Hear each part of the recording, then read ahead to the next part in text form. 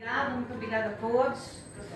Eu falo em meu nome, me chamaram para falar em nome dos cidadãos de bem do Brasil. Então, eu falo em nome de todos os que estão aqui e falo em nome também da reverenda Jane Silva, da Comunidade Internacional Brasil-Israel, que foi quem organizou tudo isso. E agradeço a ela, ao governo de Israel, em especial ao embaixador de Israel no Brasil, o embaixador Yossi Shelley, que também participou das tratativas para que nós estejamos aqui.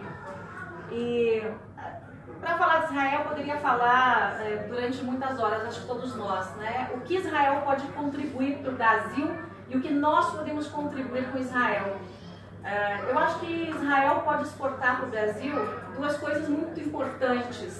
Uma delas são os critérios éticos na política, a moralidade na política, o jeito que se trata política e corrupção aqui nessa terra, muito diferente de como se trata no meu país, que está atolado em esquemas de corrupção, em que representantes políticos da minha nação estão atrás das grades, na cadeia, e a grande maioria investigados, mas ainda assim em atividade.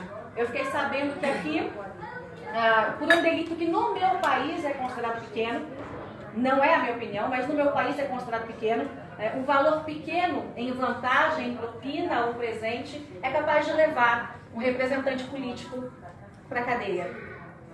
Esses valores éticos e morais dentro da política são um exemplo que Israel pode dar para o Brasil. Na área da segurança pública, nem se fala, né? O deputado aqui falou, não temos terrorismo no Brasil. Até hoje, do começo do ano até agora, 100 policiais assassinados no Brasil. 30 mil pessoas assassinadas no Brasil. Aqui os radicais matam em nome de Alá. Lá nós temos gente que mata por um celular. Por um celular. E a nossa legislação, lamentavelmente, é uma lei fraca, em especial quando se aplica a lei. E a impunidade, ainda que a gente tenha uma esperança com alguns casos, que no Brasil se chama ponto fora da curva, como Operação Lava Jato, não sei se tem tradução, Sandra, para ponto fora da curva.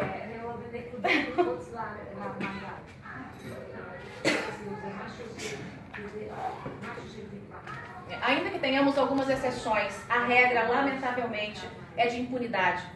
Mas, além disso, eu quero destacar o seguinte, a maior contribuição que Israel deu para o meu país foi uma coisa chamada Bíblia Sagrada. A Bíblia Sagrada é, sem dúvida, a maior contribuição de Israel para o meu povo e para o povo ocidental. E é por isso que esse voto que foi dado pelo meu país lá na Unesco contra Israel, tirando a soberania de Israel em cima da cidade santa de Jerusalém, é um voto que não representa nem a mim, nem nenhuma dessas pessoas que estão aqui. O nosso governo, e eu disse isso nos meus vídeos, publicamente no ar, no meu canal, que é o maior de política do Brasil, o nosso governo traiu o povo brasileiro ao simplesmente votar contra Israel e ao mesmo tempo votar contra os cristãos. Nós reconhecemos que Jesus passou por aqui, nós reconhecemos a história de Jesus com Israel e com a cidade santa, com Jerusalém. O voto do Brasil simplesmente foi contra tudo o que nós brasileiros acreditamos. Somos uma maioria ampla de cristãos, ampla, né? Talvez 90% ou mais do nosso país. Como é que podemos aceitar que o nosso governo, traindo o seu povo, vote contra Israel? Houve um desagravo de figuras dentro do parlamento. Eu também fui contra isso, tanto antes, porque sabíamos que o Brasil se posicionaria contra, e depois disso.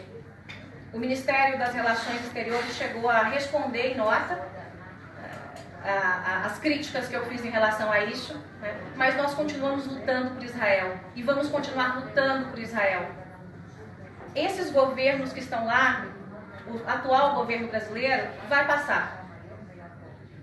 O governo vai passar. Nós vamos ficar, o povo do Brasil vai ficar. E o povo do Brasil vai continuar lutando também por Israel. As nossas histórias estão conectadas. A Bíblia Sagrada é uma só. Quando hoje mesmo eu abri o livro de Davi, os Salmos, o livro de Davi, e ele dizia da alegria que é o povo de Deus estar em sua casa, em Jerusalém. O quanto é importante, o quanto alegrava Davi estar em Jerusalém, que é a menina dos olhos de Deus. Não é possível que esses países que integram a Unesco peguem a Bíblia Sagrada e simplesmente rasguem, né, para os judeus e rasguem para os cristãos. Então, nós estamos literalmente juntos nessa luta para seguir em frente e pressionar o nosso país a mudar o voto dentro da Unesco. Nós reconhecemos que o povo judeu, Israel, Jerusalém, pertence ao povo judeu. É uma herança histórica e é uma herança espiritual. E não há como se romper isso. Não há um papel, não há um decreto que possa simplesmente dizer que Jerusalém não pertence ao povo judeu. Eu quero dizer, conte conosco, conte com a comunidade internacional Brasil-Israel, em nome da pastora Jane Silva, conte comigo como jornalista para defender o Estado de Israel, para defender a cultura dos judeus, para defender Jerusalém, né, para defender o que pertence a vocês. Esse território é santo e pertence desde antes de Cristo a esse povo, a essa terra, a essa nação. O Brasil atuará por Israel, por Jerusalém. Shalom.